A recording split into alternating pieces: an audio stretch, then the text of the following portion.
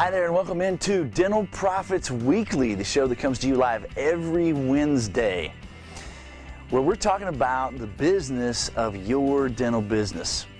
It's all about having happier clients, better results, making more money, and having a better quality of life. I appreciate you joining me. I'm really excited to have this conversation with you. You know, I love this time of year. It's the very first week of the new year. This is the time to reflect on all the things that worked in the previous year. Celebrate those good things. Make sure that you have systems in place to be able to repeat them. And what are the things that didn't work? And there were some things that didn't work. We all have those. So it's a time to figure out what are the systems and the things that you're going to implement to be able to make those things that didn't work in the new year. It's a magical time. It's a fresh start. You get a do-over, and you've got an opportunity to be able to make this new year the best year that it's ever been. This time of year, I'm asked by dentists all the time, what are the things, if there's just a few handful of things that we could take a deep dive on, what are those things that you would have me focus on in the new year? Sean, you've been doing this for 20 years. You tell me, what are the things that you would have me focus on to be able to make this year the best that it's ever been?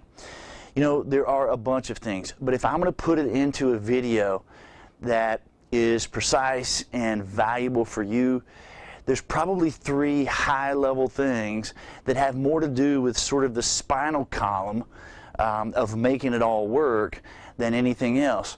And that's what I'd like to share with you today, and I want to give you steps in each one of those things so that you can take away, again, so that you can have happier clients, better results, make more money, and have a better quality of life.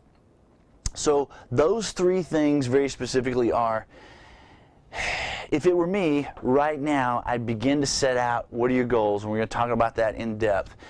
Then we're going to talk about areas of responsibility or departments of responsibility. And the last piece of that is weekly meetings. As we walk through this, what I would like you to take away is just what I said a moment ago. I want you to understand how this is really the spinal column that makes sort of all of the other stuff work across all departments and across all subject matter. So if I were you, and my step one for 2018 is to figure out what my goals are, those goals need to be based in something. Here's what I would tell you to do. You've got the opportunity now for a whole year's worth of numbers that you can look at from the previous year. Go take a look at the previous year. Look at what your overhead was. Whatever that overhead is, whatever your profitability, your profit margin is, I want to know, what is it that you want to earn in 2018? What's the number that you want to take home for the entire year? And that's the first step of basing our goals into something that is meaningful for you. It's about you not having a job, man. It's about you moving forward in a way that's supporting your quality of life. The great news is, in dentistry, for you to be able to get that quality of life, that means you're helping other people get a better quality of life. What a great scenario to be in. So step one, figure out how much money you want to earn in 2018. Take that number, whatever that number is, and turn that into what it is that you have to do on a monthly basis. So for instance, if your profit margin is 40%, then you know you've got to produce 60% more than that, or collect, 60% more than that to be able to take that 40% home. Great. That's your yearly goal in terms of collections for the entire year. Now let's take that collection goal and it's divided by 12. Now you have a monthly collection goal. Now here's where it gets a little bit tricky. To be able to turn that into a production goal, we got to do a little bit of math here. Take a look at what your actual collection rate is. If your collection, and when I say collection rate, what I'm talking about is how much, you know, what are you collecting out of what it is that you're producing. If you have a, let's say, 95% collection rate, then you know that you've got to produce 5% more than that. In other words, you have to produce $100,000 to be able to collect $95,000. You have to produce $10 to collect $9.50. You have to produce, you know, you get the numbers, right? You get the math. So When I get that collection monthly number or monthly goal, I'm going to turn that into a production goal by adding, in this case, 5% to it. The best way to do that is whatever, in my example, whatever your monthly number is that you're trying to collect, divide that by 0.95 in my example. If I take my monthly number, divide by 0.95, that'll add 5%. Now I have a monthly production goal. Step 3. I want to take that monthly collection goal, divide that into departments, and divide that into per chair and per day. A great rule of thumb, depending on what your practice is, if it's a bread and butter general dental practice, then somewhere between 60 and 70% of that goal per production should be on the operative side of the house. Somewhere between 30 and 40% should be on the hygiene side of the house. If you're a cosmetic practice, you're going to be closer to the 70% or maybe a little higher if you specialize in cosmetics. You can divide that, of course. You could chunk that into, if you have a heavy focus on sleep and TMJ, you can take pieces of that and departmental it out. But the bottom line is, a good rule of thumb, generally speaking, 60 to 70% on the operative, 30 to 40% on the hygiene. Now I'm going to take those numbers and divide that into the number of chairs that I have on operative, the number of chairs I have on the hygiene side, and now I've got those goals divided by the number of days that I'm working. So I started out with working in reverse. I'm starting with the end in mind. What do I want to earn for 2018 based on my previous year's profitability? Now I'm going to take that number, work the numbers backwards, and figure out what I have to collect. Now I got to divide that by 12. I have a monthly collection goal. I'm going to take my monthly collection goal and I'm going to multiply that based on my collection rate, figure out what my production goal is, divide that by the departments, the number of days that I'm working, and the number of chairs. By the way, just a word of caution. The reason I say you want to divide it by departments first is because you may have a different number.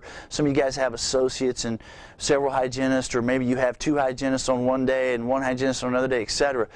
So when you divide it into departments first, then you want to divide it into days and chairs, because you may have more hygiene days than operative days, etc., etc. I think that makes sense. So start with the end in mind. Now you've got your goals set for the entire year based on the days that you're working, based on the number of chairs, and based on the departments. You know exactly what you have to collect. You know exactly what you have to produce. Awesome. Now you have something to be able to measure against. Make sense? Second thing we talked about is departments dividing it into departments or responsibilities. You know, really the way I look at that is, what we're talking about is we've got goals. We've got goals in different departments. We've got goals in different chairs. Really what I want to do now is take my practice and divide it into bite-sized chunks. There's no right or wrong way to do that. As specifically as you can would be great. I mean, if you can divide hygiene and separate that from hygiene reinstatement, that'd be great. Listen, if you're a smaller practice, you only have a couple, that's okay. Make it just one category. You could have reinstatement as a category, hygiene as a category, operative as a category. But the point is, divide it into manageable, bite-sized chunks. Now, you take these categories of responsibilities and have the people on your team take those areas of responsibility over. Now again, these are categories of responsibility. They're not, who's going to do what. You're going to next delegate the authority to that person over that category. So in other words, you're going to have that person on your team be a business partner on your team. They're going to figure out who's going to do what. And so you'll break it into chunks, take those categories of responsibility, and have the people on your team each take a category and be responsible for it. Your job as a leader is to delegate to them the authority to be able to figure out what needs to happen in that category. You're not giving them free rein to the checkbook. You're giving them the authority over the area. Once you give them that authority, now you're going to decide, okay, what is our decision-making criteria? If you've watched any of the videos that we've talked about in the past, our belief is at the end of the day, there's really four things that you're trying to serve. You're trying to serve your overall vision, you're trying to serve your patients, you're trying to serve your team, you're trying to serve your profitability. There's no particular order that those are in, because you're trying to serve all four of those things. So when you delegate the authority to those people who are responsible for those categories, you're going to tell them, we're going to use these four things as the criteria for all of our decision making. Now, challenge them to come up with a plan. What does that plan look like? There's no good, there's no bad, there's no right, there's no wrong. None of that exists. All that is there is, look, you're a partner in my business. I've delegated this authority. You have the authority over this area. Come to the table with a plan that you think is going to serve those decision criteria. Bring it to the table. We'll all kind of challenge it. Everybody on the team is going to challenge everybody's plans. You as the doctor are going to lead that discussion. Again, there's no right, there's no wrong, there's no good, there's no bad. There's only, does it serve the criteria that we're trying to get where it is that we want to go? This is how you take your career and take it from a job to a lifestyle and something that can serve you. This is when it becomes fun. This is when the people on your team have a voice. This is when the people on your team take responsibility and ownership at a much higher level. This is where it's not one person at the top making all of the decisions and being choked with all the decisions. Instead, all of us on the team have divided this thing into bite-sized chunks. Everybody on the team has an area that they're responsible for. Your job as the doctor is to, of course, do teeth and give those other guys everything that they need to be able to come up with those plans using that decision-making criteria and bring that to the table. The third big thing that we just talked about is the weekly meetings. As you can see, with this kind of scenario going on, you've got partners in your business now, so we're all sort of, in the ditch together. We're fighting this war together. We're all partners. We all have equal areas of responsibility. So it's very important that we have a systematic, regular, weekly meeting so that we can come together, we can figure out what's working, we can celebrate that stuff, we can figure out the things that are not working, and we can put systems in place to be able to make it work. So some great rules of thumb. Obviously, you're going to want to make that the same day and time every single week. You're going to share the tracking of what's working and what's not. And again, we're going to celebrate the things that are making it work, and we're going to bring solutions to the table for the areas that are not making it work. You can do that every single week. So at least every week, everybody on the team knows what's going on. We can all see where the opportunities are before they become a big problem. We can all celebrate the things that are really working, and we can support one another in making this culture really something where we're all partners and arms and legs of the same animal moving this beast in the right direction. One of the things I would go back to when it comes to the weekly meetings is when you're delegating authority to the people on your team and they're coming up with those plans, there's a couple of questions that they need to answer to be able to come up with those plans, right? Number one, what's the goal that that person is trying to attract or trying to achieve in that particular category of responsibility? Number two, what is the thing or the plan, the action steps that need to happen to be able, that this person thinks to need to happen to be able to achieve that particular goal? Number three, who's going to do what? We're all going to be asking things of each other. Number four, how are we going to track it? And then, of course, every single week we're going to be sharing that track. You're going to challenge with that authority and that responsibility. You're going to challenge the people on your team who have responsibility over those categories to bring that tracking to the table every single week, hand it all out. Everybody can look at it. Everybody knows what's working in every single area. Again, it's about knowing where it is that you are before things become a big challenge. You can have solutions before it becomes a problem. This is how you make 18 the very best year that it could possibly be. It starts with how much money do you want to make and turning those into goals.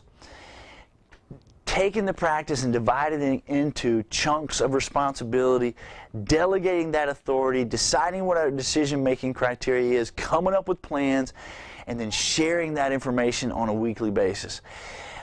If you've never attempted this kind of approach, if you've not focused on the business of your business, if you will do these three things, you are going to be shocked at the difference that this can make. This, in essence, is the backbone of how we grow practices 50, 60, 80, 100%. It's just simply working on the business of business. You can see that as you implement these things with the weekly meetings and you're talking about what's going on in each of those categories of responsibility, and we're measuring those against those goals, you can see how all of a sudden there's a lot of communication. There's a lot of knowledge that's being spread across all of the categories. So you're not going to be in a situation where somebody on your team is doing something in the dark because they don't have any idea how that affects any other thing in the practice. All of a sudden the lights are turned on. Everybody knows what's working. Everybody can see every single week what our tracking is telling us. There's no right or wrong, there's no good or bad, but because just the simple fact that we've got people over those areas, we've got tracking in those, we've got plans in those, we're talking about those things, people are starting to come together. Everybody is beginning to get on the same page, moving in the same direction. And if you're like most dental offices out there, if you think about last year, that didn't happen so much. So this is a great time to begin to make this the best year that it can be, and that's what I want for you. There's no reason through information like this, there's no reason for 18 not to be the very best that you can make it. When it comes to any of these things that we've talked about, anything that you need from us, all you have to do is call. But this is absolutely how you can make 18 the best that it can be. If you have a 20% growth in mind, a 80% growth in mind, it doesn't really matter. All of that will shake out in the things that we just talked about right here. In essence, this is the backbone that makes all of the rest of the things in your practice work. No matter whether your focus is implants, no matter whether your focus is TMJ, sleep, cosmetics, bread and butter, it doesn't really matter. It all filters through the spinal cord of this conversation. And that's how you do it. I want 2018 to be the best for you that it possibly can be. Hook up with us, right? Find us on social media. My name is Sean Crabtree. This has been Dental Profits Weekly, where we come to you live every single week talking about the business of your business. It's all about happier clients, better results, making more money, and having a better quality of life. If this is what you like, subscribe to it, share this information, questions, concerns, reach out. We're happy to help. I want this to be the best that it's been. See you next week.